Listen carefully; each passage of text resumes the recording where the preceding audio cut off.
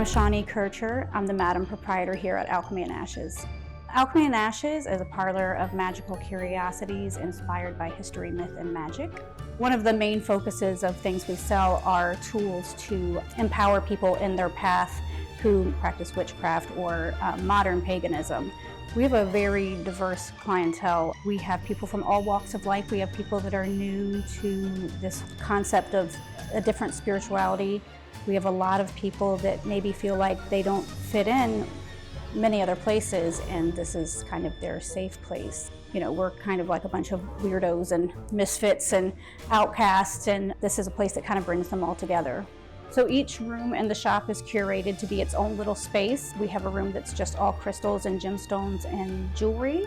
We have a room that's incense, candles, tarot decks. We have another room that's herbs, spell supplies, books, and then we have a room called the Reliquary, which is all antiques, old burial permits. We have a Victorian casket in there. We have lots of antique books.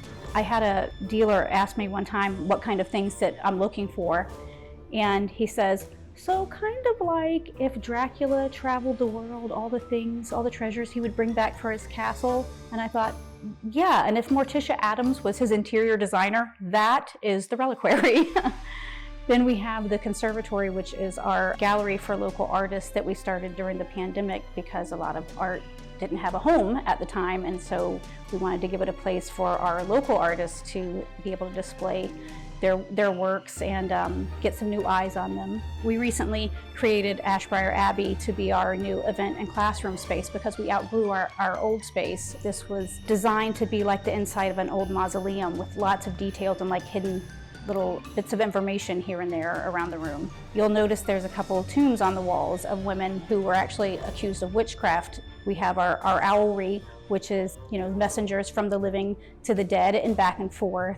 We have vampire coffins up in our rafters with a little nod to Anne Rice. We have a heart in a box that legend has belonged to Anne Boleyn or another scorned woman, and below the box there's a little tricky curse that if you read correctly you'll figure it out.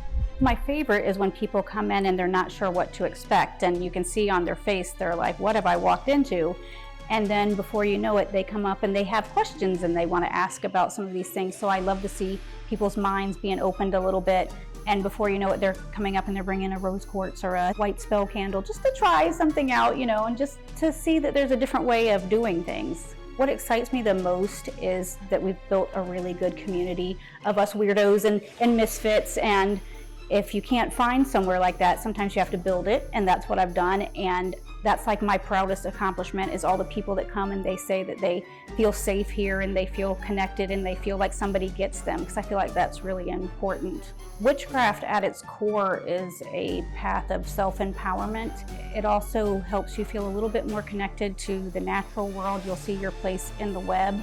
And I think that's really important for people. I think that's what a lot of people are looking for, is that connectedness, and I think witchcraft plays a big part in that. It opens your mind and your consciousness to something outside of the mundane. So one thing that makes us unique is if you come to visit us during Halloween, you're going to meet real witches and not fairy tale witches.